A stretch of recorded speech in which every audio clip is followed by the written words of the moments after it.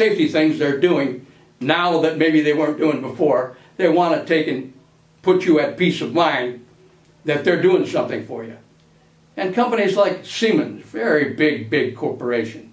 These people all the time are bragging about that they did this year and this year and this year and that there.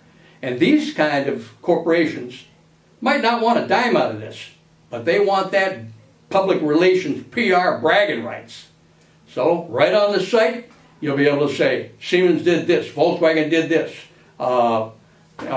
Whatever company it is, you'll see what they did, and they see what you'll be able to log on what they did in your area code. And I got news for you. They're not just going to say, oh, the easy money is over here in the suburbs. We're not going to bother with the city. That's not the way business works. This is capitalism is what I told you this is. This is capitalism. There's competition in capitalism, and it's money for stuff. They're going to be looking at every area code. And they're going to be looking at your area code maybe just for bragging rights and PR. So there's a lot going on. And if I have to confess, it might be unfair to the college-educated millennial because he might be the last guy in line. These companies want to take and say, hey man, I helped all these people over here, and I helped the other people over there, and they were impoverished, and we did this for them. But after they get done doing that, they'll get around to millennials. Believe me, millennials will scarf up on this big time. So this is just kind of an overall thing that I've got so far of it there. But in the capacity of a student, I told you, the first thing any employer or teacher is going to look at is your personal integrity, the honesty of you, and whether you don't have a chip on your shoulder and you're definitely there to learn. You don't want to make waves with the teacher. The only thing you want to do is get you and the teacher together, and in X amount of time, you're going to get that license, that endorsement, or whatever it is. Maybe you want to be a power plant engineer in the bottom of a place like the RenCen downtown Detroit and make about $100,500 a year. $1,000 a year, $100,500 a year, folks. And it's a pretty cushy, nice job, sweet job. You go in, you stay clean, everything in there runs so good you're hardly going to do anything except look at a gauge. But you have to have that first-class engineer's building license for the downtown city of Detroit, or anywhere in the United States. They've got engineers, boom. You can have somebody who already is an engineer come down, help you, and show you exactly the ins and outs that you have to go through, the things you have to study for, all the little steps you got to make to get that particular thing. So trustworthiness is very important for a student. If you can't be trusted, nobody's going to want to help you. They'd like to know a teacher or businessman or corporate people that are going to come down to help you. They want to make money. They want you to stick it out. They want you to be able to finish what you started. Nobody's going to be failing at any of this. It's what you say that'll get you where you want to go.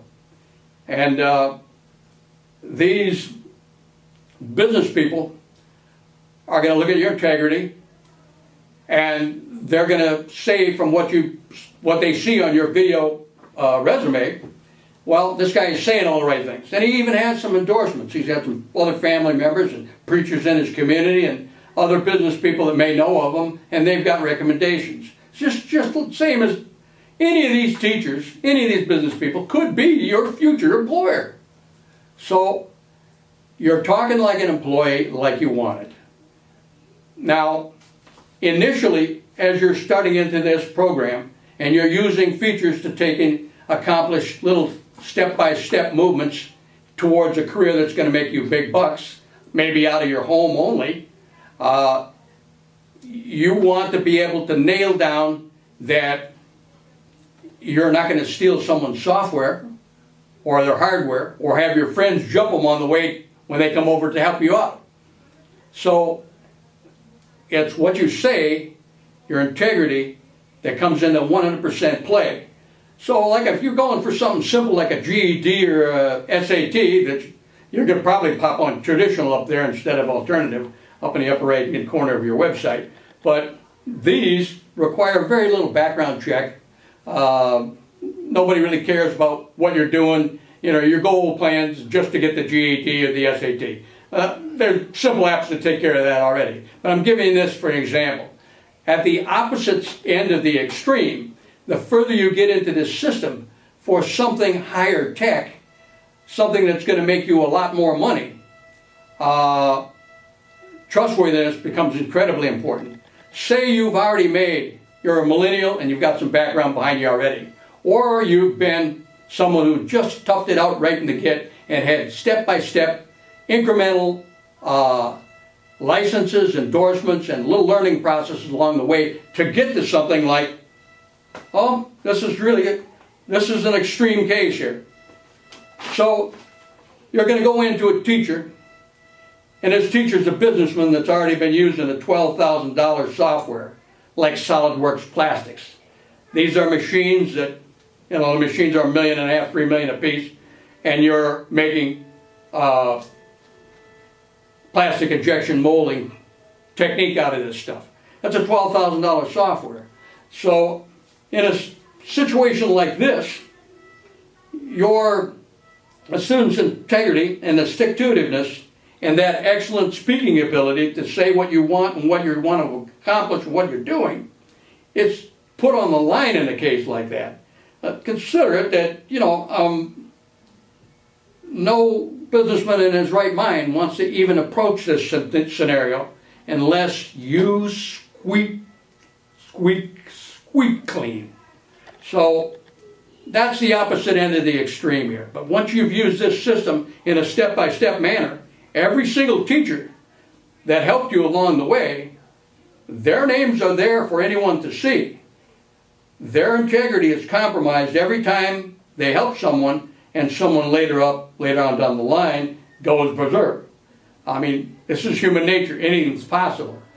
But the first guy that comes along in line that helps you out should be able to say, hey, maybe you're not qualified for this because you still got too much baggage emotionally that you're carrying. Your neighborhood, your friends and everything have said there's no one from your area code that's ever going to succeed at anything. And you're still believing it. When you get over that and you do believe that you can get something done with the proper help, these people want you and they're going to make it happen for you. This is the American dream at your fingertips. You can't make it any easier than this. You still got to figure out how to take and pay your bills, but you network with your friends. I know you press the kids into servitude too. If they're in school, you push them towards 3D design. You push them towards computer learning skills. And that's what that's about. So,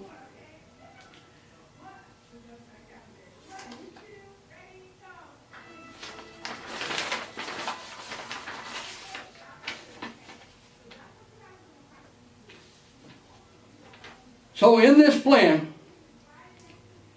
you're going to get guidance people, mentors, tutors, and you're also going to get the top of the line an apprenticeship program. Now here in Michigan we have something called MAT2, put on by our Gary Snyder, governor of Michigan, the bad water guy, Flint notoriety. He went to Germany, found out the German apprenticeship system, came back over here, and some of our community colleges in southeastern Michigan are hooked up with this, and they're teaching metrology, which is one step under an engineer. Thousands of different jobs are available. You're a student, you're an employee at the same time, you get a 3-year degree in mechatronics. That's out of Henry Ford College in Detroit area.